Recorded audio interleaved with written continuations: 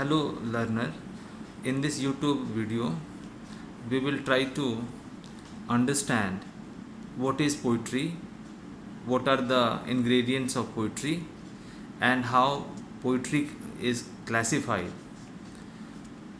Long back, William Wordsworth, while defining poetry, he said, Poetry is nothing but emotions recollected in tranquility." After all, what is poetry? Poetry is nothing but a song. It is uh, sung with the help of musical instrument. Thomas Carlyle long back said that poetry is musical thought. Edgar Allan Poe, he said, the rhythmic creation of beauty is poetry. So, as far as poetry is concerned, it evolves from a Greek word called poetes, and the meaning of the word poetess is creator. So, in a way, we can say that poetry is nothing but the creator, and it has been created by a poet. So, poet engages in some amount of imagination or imaginary activity, and his utmost objective is to provide aesthetic pleasure to its reader, to its listener. Now, as far as the ingredient of poetry is concerned, poetry is made up of meter, rhythm, rhyme, figure of speech, and as we all are aware of, that meter is nothing but the measurement through which we can measure the poetic lines or the length of poetic lines. We have 4 or 5 meters. For instance, we have iambic meter, we have anapest, we have dactylic, we have anapestic. So these are poetic meters. Now rhythm is nothing but the rise and fall of speech sound. We have rhyme, figure of speeches. So these are the ingredients of poetry, and these ingredients are used in order to enhance the beauty of a poem. So the beauty of a poem can many-fold enhanced by the use of these ingredients. Now let us come to discuss about the classification of poetry. If poetry is there in this entire world, how many types of poems are there, and what is the basis behind the demarcation or the division of these poetry? So in this entire world, poetry in a broad way can be categorized under two groups.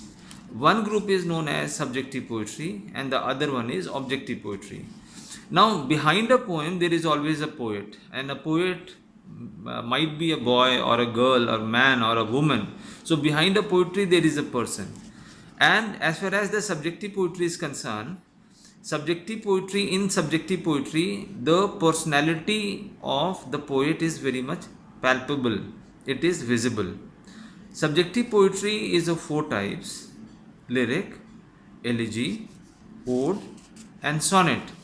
Whereas objective poetry is broadly of three types: ballad, epic, and dramatic monologue. As far as lyric is concerned, lyric is an example of subjective poetry, and as we all are aware of, that in our subjective poetry, the personality of the poet is very much palpable, visible. So, lyric poetry is nothing but a small love song which is sung by one person, and usually the subject matter is love, and it is sung with the help of lyre or musical instrument. Since love is a very genuine sort of emotions, and therefore lyrics are love poems, but they are not very long. Now the second type of subjective poem is elegy. Just like love, the other important ingredient of human emotion is sadness or mourning. So elegy is a song of lamentation, it is a song of mourning, it is a song of death. Now in elegy we have pastoral elegy as well, Lycidas and Thyrsis, they are the example of pastoral elegy. Now, pastoral elegy means elegies which are written in countryside surrounding, and important central persona in pastoral elegy are shepherds. Now, the third type of subjective poem is ode. Ode are comparatively longer than lyrics and elegy, and at the very outset they are addressed to somebody. Serious and philosophical themes are fused, lofty subject matter is there, elevated tone is there, and we have example of Keats and the odes written by Keats and the odes written by Shelley, Ode to the West Wind and Ode on a Grecian Urn, Ode to a Nightingale. Ode can be broadly divided into Pindaric and Horatian. Then we have sonnet. Sonnet emerges out of a word called sonetto. It means a little sound. Sonnet is something which has been written for the first time by Petrarch. He belongs to Italy and he used to write in Latin. Petrarch was a poet of Italian origin of 14th century. Now, Petrarchian odes are broadly divided into octave and sestate. Octave consists of 8 lines and sestate of 6 lines. Octave basically is a question, and sestate is in fact an answer which has been responded by the poet. Octave is further divided into 2 quatrains and sestate into tercets. So these 2 quatrains, their rhyme scheme is ABBA, then ABBA, and tercet CDE and CDE. Now, the followers of Petrarchian odes in English poetry, we can trace it to John Milton and Christina Rossetti. Then we have the second type of English sonnet. Sonnet, as I said, that this is a poem of 14 lines.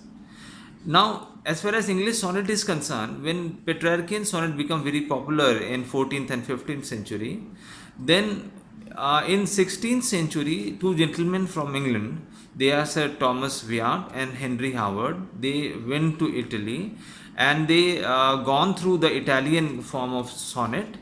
They came back to England and they introduced their English translation.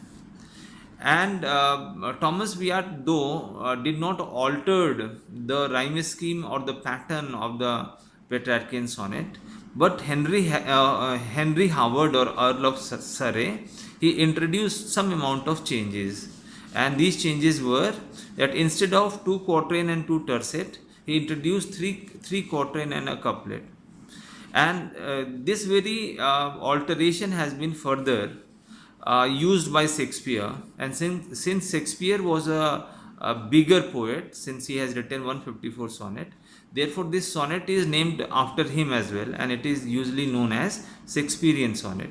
So as far as the rhyme scheme of Shakespearean sonnet is concerned, it is AB AB, CD CD, EF EF and GG.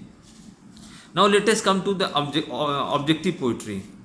In objective poetry, as I said, the personality of the writer is very much negated or annihilated, means the writer's personality is nowhere visible.